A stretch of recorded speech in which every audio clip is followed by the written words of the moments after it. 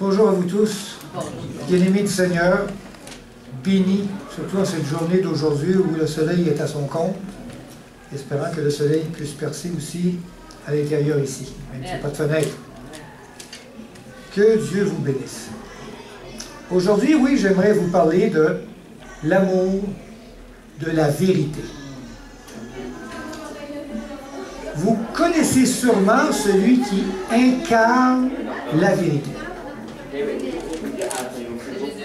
C'est Jésus-Christ, n'est-ce pas? Et quand on aime quelqu'un, on s'unit à lui. Vous savez que par votre baptême, vous êtes officiellement unis à la vérité en Jésus-Christ. C'est comme dans le mariage. Vous avez uni avec quelqu'un que vous aimez. Mais dans le mariage, on se demande des fois si cet amour faiblit de temps en temps, puis elle s'égare, n'est-ce pas? Et on se demande si on a toujours cet amour qui est l'amour de la vérité. Alors laissez-moi vous raconter l'histoire d'un couple. Et on voit souvent ce genre de situation dans les couples qui viennent de se marier. Donc un jour, un jeune couple épris d'amour décida de s'unir pour la vie. Leur amour était grand et rien ne pouvait séparer un de l'autre. Après leur mariage, le jeune homme dit à son épouse: « Je t'aime, mais laisse-moi de temps en temps aller dans un bar, prendre un verre avec mes anciens amis. » C'est arrivé ça dans votre couple? J'ai déjà entendu dire, il disait: « Je t'aime, mais empêche-moi pas de regarder les autres belles filles. » Hein, vous avez entendu ça des fois? Non? Je t'aime, mais bon sang, arrête de me parler toujours de ta sœur, Hélène. Elle s'appelait Hélène. Selon vous, ce jeune homme aimait-il son épouse plus que tout? Non. Ah, les femmes disent non. Alors évidemment, si vraiment il aimait sa femme un peu mieux, il y aurait des comportements dans sa vie qui seraient à changer, n'est-ce pas? Et vous? Êtes-vous unis à Jésus-Christ pour la vie et aimez-vous la vérité plus que tout? Amen. Vous n'avez sûrement pas ce genre de comportement, n'est-ce pas? Vous êtes ici au groupe Agapé. Connaissez-vous le groupe Agapé? Connaissez-vous la raison d'être du groupe Agapé? Elle est affichée à l'entrée dans un petit cadre. Je suis certain qu'il n'y a pas tout le monde qui l'a lu. C'est notre lettre motive. Alors on va le lire. Oh, il y a un petit problème de police. C'est marqué: dans le respect des croyances de l'Église adventiste du 7e jour, nous désirons proclamer les vérités nouvelles dévoilées par le message de 1888. Nous croyons que ce message nous permet de mieux apprécier l'amour agapé. C'est pour ça qu'on s'appelle le groupe Agapé, qui est un élément clé dans la préparation d'un peuple victorieux sur le péché en ce temps de la fin. Nous aspirons à être remplis de cet amour exprimé par Jésus-Christ à la croix. Ça là-dessus, d'un peuple victorieux, ça n'a pas rentré. Vous savez que le groupe Agapé proclame haut et fort le message de la vérité. Cette vérité qui est présente dans l'Église adventiste du 7e jour, que cette Église a reçue de la part de Dieu. On sait que l'Église adventiste a des vérités extraordinaires, n'est-ce pas? Et il faut propager ces vérités. C'est notre mandat. Et si vous connaissez l'histoire de l'Église, ce message a atteint un point culminant en 1888 à travers nos frères Jones et Wagner. Ce message dirige la lumière de l'Évangile sur notre justification par la foi en notre Seigneur Jésus-Christ. C'est un message de vérité assez puissant pour éclairer toute la terre de la gloire de Dieu. C'est le message du 4e ange de l'Apocalypse. Désirez-vous, vous aussi, proclamer haut et fort ce message de vérité venu de la part de Dieu pour son Église? Amen. Mais pour cela, il faudrait bien connaître le message. Quel est ce message de particulier en rapport aux autres églises? Avez-vous l'amour de la vérité? Amen. Si oui, alors nous devrions tous connaître parfaitement le message que Dieu a donné à son Église pour que son Église le propage au monde entier et qui a atteint son ultime point en 1888. Et ce message est assez puissant, révélateur pour transformer un peuple à l'image de son Fils Jésus-Christ. Amen. Et d'attirer tous les gens réceptifs à l'Esprit de Dieu vers ces vérités. Vous savez que la vérité a une puissance de sanctification. C'est écrit ça dans les Saintes Écritures. On va lire dans Jean 17. Jean 17, verset 17. C'est écrit « Sanctifie-les par ta vérité. Ta parole est la vérité. » Verset 19. « Et je me sanctifie moi-même pour eux, afin qu'eux aussi soient sanctifiés par la vérité. » Dans Jean 8, 32, on peut y lire « Vous connaîtrez la vérité, et la vérité vous affranchira. » Amen.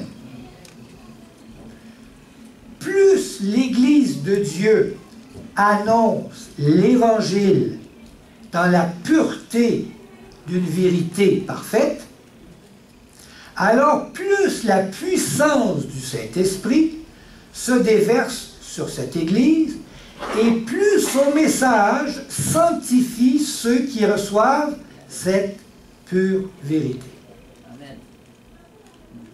C'est extraordinaire, il y a une puissance dans la vérité. Quand l'Évangile est annoncé avec pureté, alors une force de conviction sort de ce message, porté par l'Esprit de Dieu, bien sûr, et les conversions affluent à la gloire de Dieu et se répandent parmi tous les hommes autour. On a vu ça dans la première Pentecôte, où il y avait des milliers de personnes qui sont convertissaient en un jour. Amen. Ouais. Ça serait merveilleux de voir ça dans la région de Québec, hein?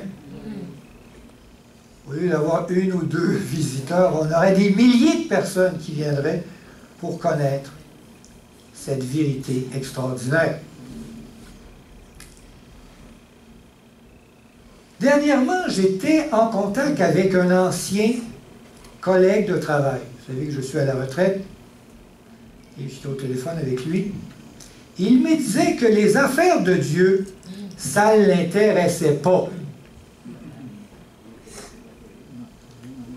Alors je lui ai dit, je te comprends, car on ne peut pas aimer ce que tu ne connais pas. Mais je lui ai dit que plus tu apprendras à connaître Jésus, alors plus tu vas l'aimer à la folie. Il est vrai que nous ne pouvons pas aimer ce que nous ne connaissons pas. Et comment pouvons-nous aimer la vérité si on ne la connaît pas? Si on ne s'y intéresse pas? Si on se tient loin de ce qui est trop dérangeant mais vrai? Vous êtes peut-être, comme ce jeune homme qui venait de se marier, épris d'amour, et qui disait « Je t'aime bien, Jésus, je t'aime bien, mais j'aime mieux retrouver mes anciens amis en buvant des vérités impures avec eux. » Ou peut-être vous aimiez mieux regarder encore les belles doctrines des autres églises. On aime ça regarder les belles doctrines. Ou peut-être vous vous dites, vous êtes toujours irrité d'entendre toujours parler de notre sœur Hélène White. Aimez-vous la vérité plus que tout? Si oui, alors il ne devrait pas avoir ce genre de comportement parmi nous, n'est-ce pas? Je suis certain que si un païen apprend à aimer Jésus, je dirais à connaître Jésus, alors il finira par l'aimer. De même, si un adventiste apprend à aimer le message de la vérité présente depuis l'effervescence de 1888, il va finir par aimer ce message à la folie, n'est-ce pas? Amen? Amen. Merci. Aujourd'hui, nous sommes bénis, car Dieu a motivé des personnes de talent à nous partager cette vérité pour notre temps. Et ils nous ont laissé du matériel pour nous aider à comprendre les grands principes de vérité que Dieu a transmis à son Église. Je parle d'Ellen White, d'Alozo Jones, d'Elliot Wagner, de William Prescott, de Robert Willand, de Donald Short, de Jack Sequeira et bien d'autres. En plus,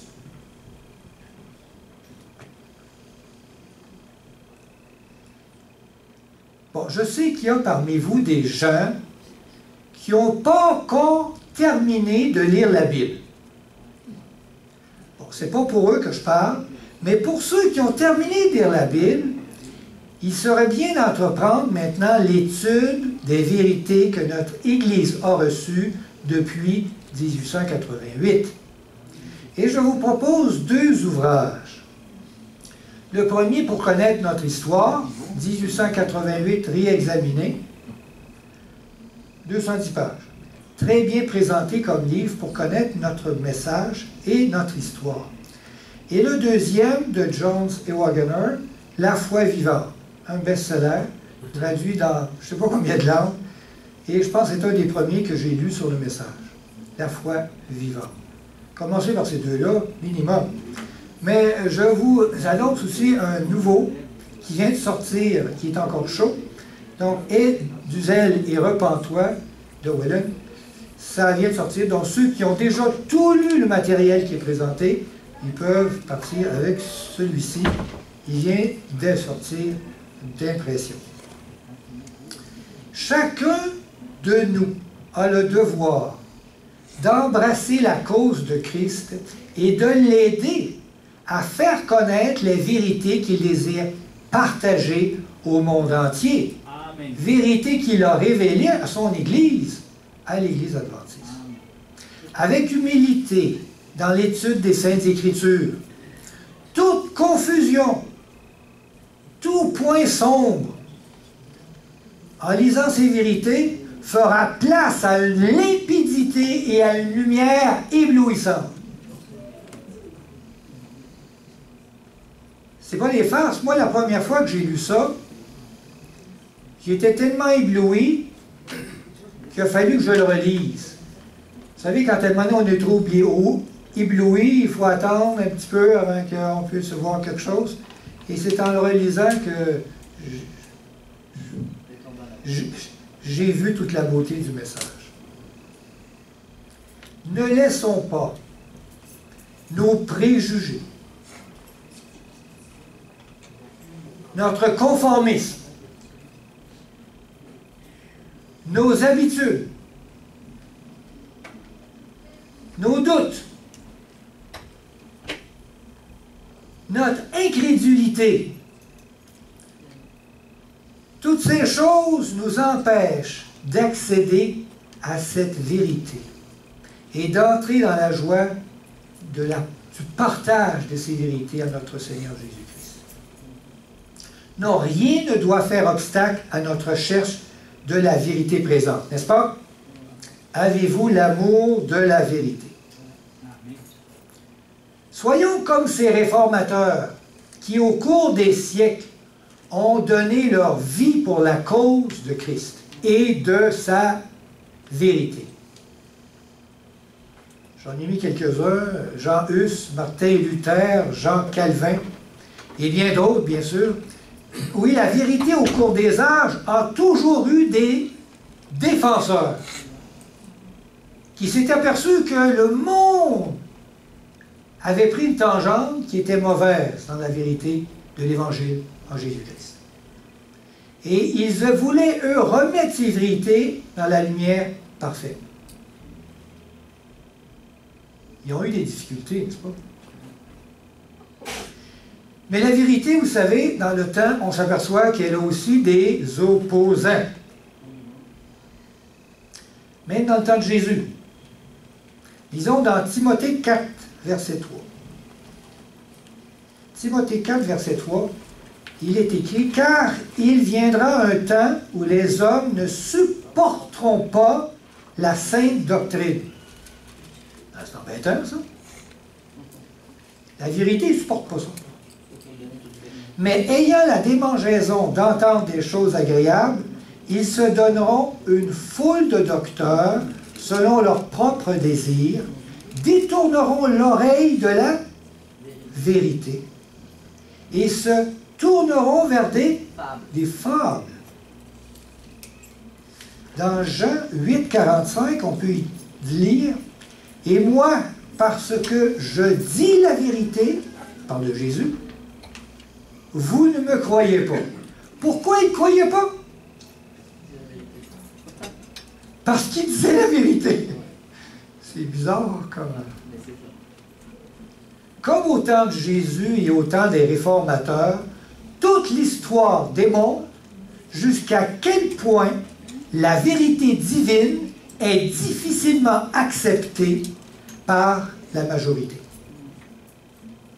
Ces hommes, les réformateurs, étaient prêts à mourir pour proclamer une vérité nouvelle que Dieu leur a révélée. Ces réformateurs auraient pu se taire, pas faire de vagues, garder ça pour eux. Mais en se taisant, ils auraient sûrement déshonoré leur Seigneur. Ne pas aimer la vérité plus que tout, c'est aussi ne pas aimer Jésus plus que tout, car il est la vérité. Traiter la vérité avec indifférence, c'est traiter Dieu avec indifférence. Même notre neutralité face à la vérité est une trahison de l'amour de Dieu. C'est triste. Mais Dieu fait tout son possible pour que la vérité soit connue de tous. Il ne veut vraiment pas que l'on soit sans cette vérité, que l'on soit dans les ténèbres. Cette vérité doit être proclamée avec force, car beaucoup de gens meurent parce qu'ils ne connaissent pas leur Créateur et la grandeur de son amour. Disons un texte dans Osée 4, 6, prophète Osée. 4, 6. Mon peuple est détruit. D'autres traductions disent, mon peuple périt ou se meurt parce qu'il lui manque la connaissance. Puisque tu as rejeté la connaissance, je te rejetterai et tu seras dépouillé de mon sacerdoce. Wow. C'est exactement ce qui est arrivé au peuple juif. Ils ont perdu leur sacerdoce. La vérité pure est à la base même de la survie du peuple de Dieu. Mettre de côté cette vérité, c'est être mis de côté par Dieu. C'est grave. Un autre texte, dans 2 Thessaloniciens, chapitre 2, verset 10. Et avec toutes les séductions de l'iniquité pour ceux qui périssent, parce qu'ils n'ont pas reçu l'amour de la vérité pour être sauvés. Aussi, Dieu leur envoie une puissance d'égarement pour qu'ils croient au mensonge. Ça va pas bien dans ce temps-là, hein? Afin que tous ceux qui n'ont pas cru à la vérité, mais qui ont pris plaisir à l'injustice, soient condamnés. C'est triste de constater que certaines personnes rejettent la vérité présente. Mais ce texte des Saintes Écritures que nous venons de lire est encore plus dramatique, car il condamne même ceux qui ne prennent pas position, c'est-à-dire ceux qui ont reçu la vérité, mais qui n'y ont pas cru.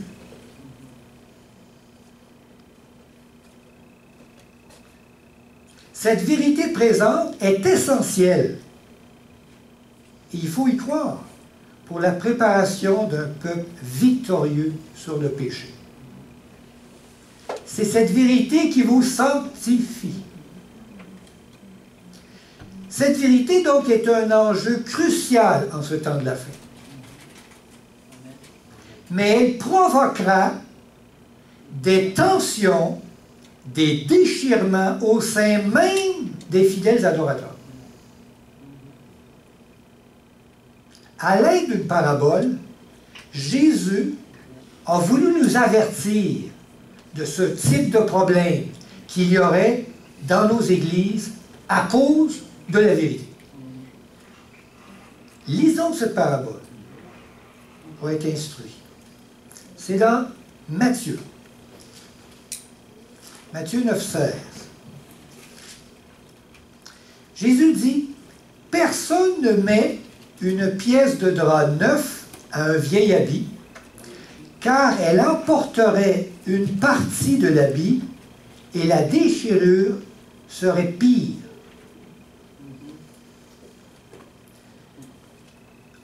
On fait ça souvent sur des jeans, hein? On met un patch. Ici, l'image du vieil habit représente notre vieille religion établie depuis longtemps, et la pièce de drap neuf représente la vérité sous une nouvelle lumière. Et on essaye d'y coudre ensemble. Jésus désire nous faire comprendre que le tissu d'une religion établie, usée par le légalisme, ne peut pas s'unir au tissu neuf d'un enseignement nouveau, d'une justification par la foi. Car cela engendra une grande déchirure au sein même de l'Église.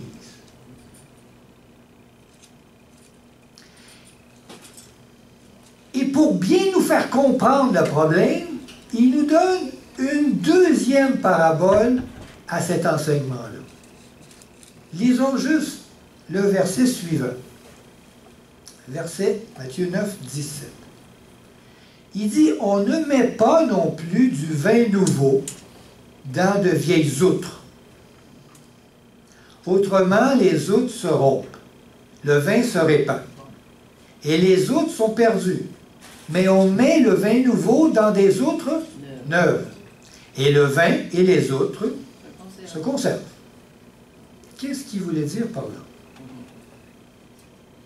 Ici, ce sont les vieilles outres qui représentent notre religion établie depuis longtemps. Mais plus précisément, étant donné que c'est des outres, ça représente des personnes, des dirigeants qu'on a remplis des doctrines de l'Église.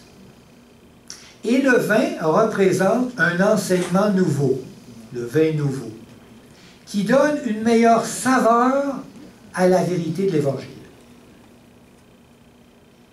Donc Jésus désire nous faire comprendre que les anciens membres d'une religion établie, asséchés par le légalisme, ne peuvent pas digérer le vin d'un enseignement nouveau.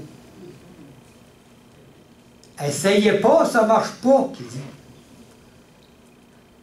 Car l'effervescence d'un meilleur enseignement fera voler en éclats les vieux préceptes établis au sein de l'Église. Seuls les membres au cœur pur peuvent contenir ces vérités nouvelles, trop exaltantes. Ça pète trop, tu sais, c'est trop formidable. Mais il y a un élément tragique dans cette deuxième parabole que Jésus met en évidence. C'est que le vieil habit, il se déchire. À cause de la pièce de drap neuf. Et que les vieilles outres se brisent. À cause du vin nouveau. Par ces images, Jésus désire nous avertir des résultats que provoquera son enseignement de justice au sein même de l'Église. La pureté des choses vraies provoque une rupture dans les concepts impropres déjà établis. Il veut nous avertir de cela. Mais la parabole du vin nouveau est encore plus dramatique. Elle met en lumière quelque chose de plus grave. Car elle nous révèle qu'en plus des outres qui sont brisées, le vin est perdu. Lorsque le vin nouveau est mis dans de vieilles outres asséchées par le temps, les outres se rompent et le vin se répand sur le sol. Bon, c'est pas bon à boire, hein? La catastrophe est telle qu'en plus de nouveaux membres, de vieux membres d'Église endurcis par les traditions se perdent, se brisent, les vérités qu'ils ont reçues sont bafouées, mal enseignées, tordues, et ne peuvent plus être consommées proprement par les nouveaux membres. Ça va pas bien. Tout est perdu. Même les vérités sont tordues, sont salies, on ne peut plus les consommer. Soyez donc pas étonnés de voir ce gâchis de belles vérités dans votre propre Église. La vie de Jésus est un exemple concret du rejet des vérités fondamentales de l'Évangile par les autorités religieuses au pouvoir dans son temps. Lisons dans Jean 11, 46 à 48. Donc, l'Évangile de Jean, chapitre 11. C'est dit, mais quelques-uns d'entre eux allèrent trouver les pharisiens et leur dire ce que Jésus avait fait. Ils ne sont pas allés voir les pharisiens pour leur dire ce que Jésus avait fait de beau. Mais c'était des stoolers. Vous connaissez ça, des stoolers? Des délateurs. Verset 47. Alors les principaux sacrificateurs et les pharisiens assemblèrent le Sanhédrin et dirent, « Que ferons-nous? Car cet homme fait beaucoup de miracles. si nous le laissons faire, tous croiront en lui. Merveilleux, n'est-ce pas? Mais les autres n'étaient pas contents de ça du tout. Au verset 53, on lit, « Dès ce jour, ils résolurent de le faire mourir. » Donc ça va pas bien pour Jésus. Parce que Jésus enseignait la vérité pure de l'Évangile, les autorités religieuses n'aimaient pas ça. Car ils aimaient leur vieille doctrine. Puis Jésus apportait du vin nouveau. Puis eux autres avaient évidemment, dans les vieilles doctrines, perverti un peu l'Évangile à leur profit. À travers ces autorités, Satan a réussi à faire taire Jésus en le crucifiant sur une croix.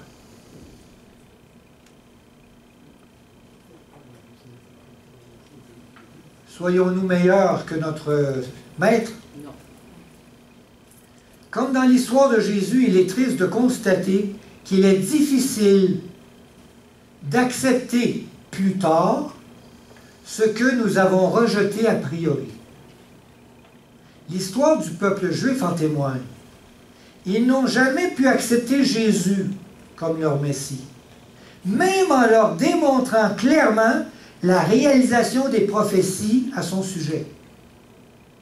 Ça devient clair quand tu lis l'Ancien Testament et l'histoire de Jésus. Il en est de même pour la vérité présente. Notre Église a de la difficulté à accepter ce qu'elle a a priori rejeté en 1880. Même avec des évidences dans les écrits d'Ellen White. C'est bizarre. Nous devons briser cette barrière d'incrédulité, n'est-ce pas? Amen. Même si les responsables de l'Église ont réussi à faire taire Jésus et qu'ils désiraient aussi faire taire ses disciples, Dieu n'a pas laissé son peuple dans une noirceur spirituelle. Dieu dit, voyons, même si tu es tu tout, qu'est-ce qui va se passer si on fait ça? Il va le dire, on va lire ça. Luc 19, 37. On vient de finir de lire Luc d'ailleurs. 19, 37, il y a une belle histoire. Alors c'est Jésus qui rentre à Jérusalem, assis sur un âne. Et lorsque Jésus déjà s'approchait de Jérusalem, vers la descente de la montagne des Oliviers, toute la multitude des disciples, saisis de joie, se mit à louer Dieu à haute voix pour tous les miracles qu'il avait vus. Et là, les disciples disaient, « Béni soit le roi qui vient au nom du Seigneur, paix dans le ciel et gloire dans les lieux très hauts. » Quelques pharisiens du milieu de la foule dirent à Jésus, « Hey, maître, reprends tes disciples. » Fallait taire. Et Jésus répondit, « Je vous le dis, s'ils se taisent, les pierres crieront. Si eux n'apportent pas l'Évangile, les roches vont le dire. » Dieu, oui, est prêt à tout pour que la vérité soit proclamée, même jusqu'à faire parler des pierres. S'il n'y a pas de voix humaine, alors les éléments de la nature parleront. Il est même capable de faire parler un arbre. On a vu ça dans la Bible, n'est-ce pas? Et les vérités de notre temps vont être connues, n'est-ce pas? Alors si l'Église ne le fait pas, il y a d'autres manières de Dieu d'agir. Amen? Autant Jésus comme aujourd'hui, peu de gens ont l'audace de se tenir aux côtés de celui qui proclame la vérité. Parce qu'on a peur des conséquences, n'est-ce pas? On ne se fera pas aimer. Mais Dieu a toujours suscité des hommes et des femmes afin d'annoncer l'Évangile avec justice. Il y a dans les Actes des Apôtres, Pierre, qui à un moment donné va dire des choses fantastiques. On dit ça dans Actes 4, 1. Tandis que Pierre et Jean parlaient au peuple, suivirent les sacrificateurs, le commandant du temple, les hauts placés, et les Sadducéens, mécontents de ce qu'il enseignait le peuple, et annonçaient en la personne de Jésus la résurrection des morts. Il disait que la résurrection des morts venait de lui.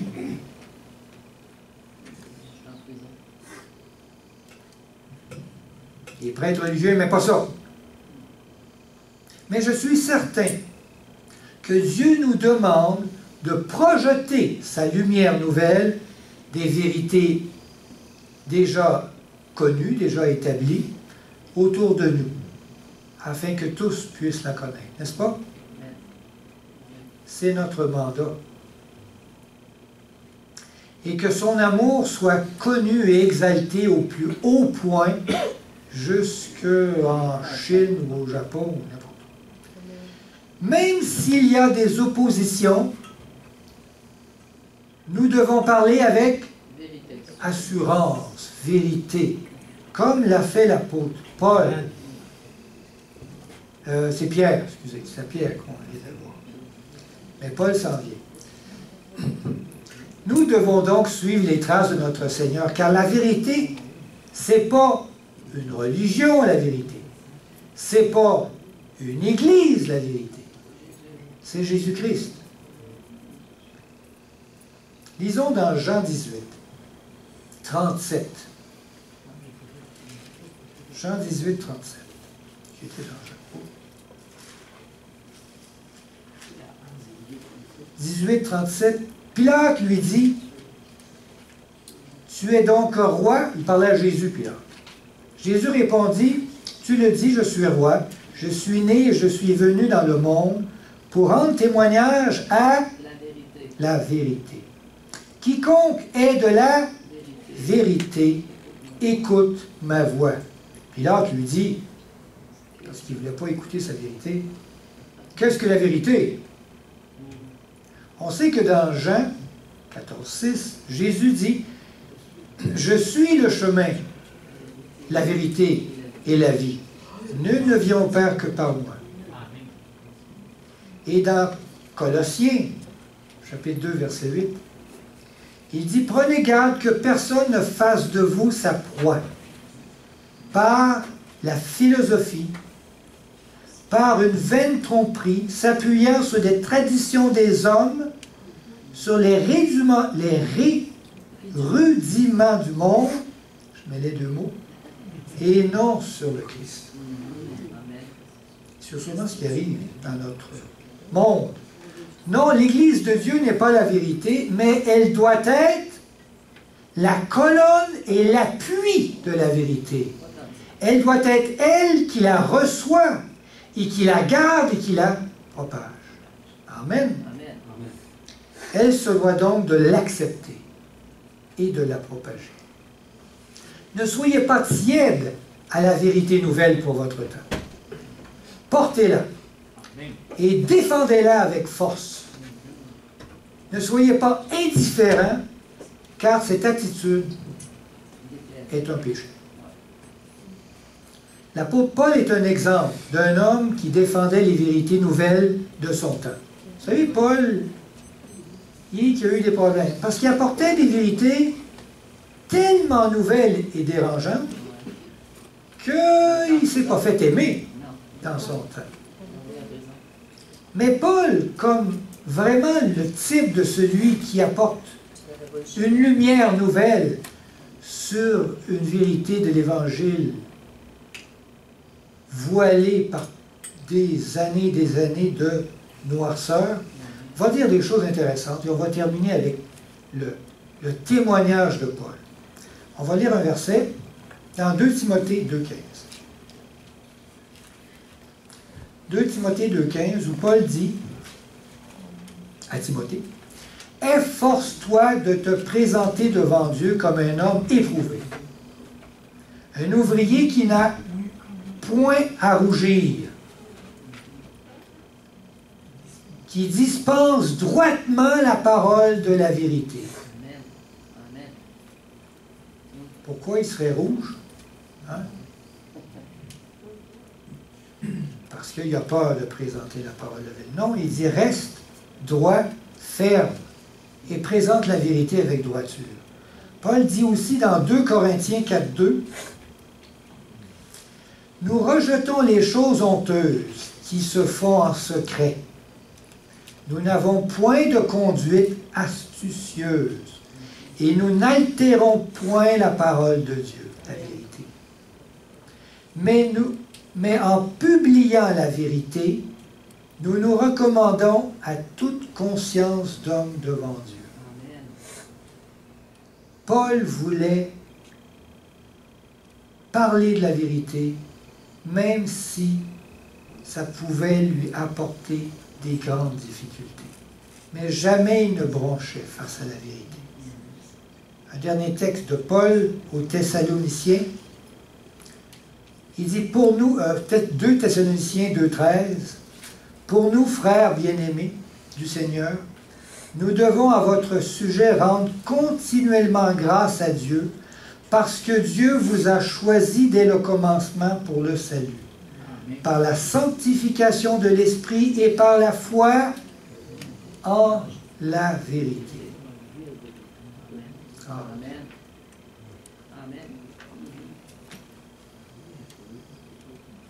Avez-vous l'amour de la vérité plus que tout? Amen. Amen. Notre Église a reçu des vérités nouvelles qu'il nous faut propager au monde entier. Les connaissez-vous, ces vérités? Il est important de connaître ce que Dieu a révélé à nos pionniers,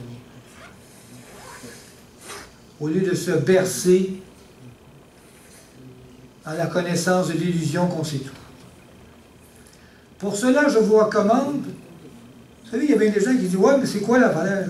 C'est quoi la vérité? C'est quoi la patente? » Alors, il y a un nouveau site qui a été fait, je vous le conseille, c'est le site quatrimanche.com, 4EANGE.com, où on y dépose toute la littérature en rapport avec le message de la vérité que l'Église adventiste a reçu depuis 1880. Avec l'aide de mon frère Richard Lemay, c'est lui qui entreprend ce travail. Ce site web se veut un présentoir des livres spirituels. Quelques-uns sont ici, à notre présentoir, pas tous, en rapport au message que l'Église adventiste du 7e jour annonce depuis 1888 et au-dessus. Je prie que Dieu vous mette à cœur de connaître la vérité qu'il a révélée à son Église depuis les années 1888, afin que vous puissiez l'aimer, parce qu'on ne peut pas aimer ce qu'on ne connaît pas, n'est-ce pas? Et entrer dans la joie de votre Seigneur Jésus-Christ, en propageant avec force et détermination les vérités qu'il nous a révélées à travers son Église. C'est ma prière pour vous, et que cette vérité éclate dans le monde entier. Amen. Amen. Que Dieu vous bénisse. Amen. Amen.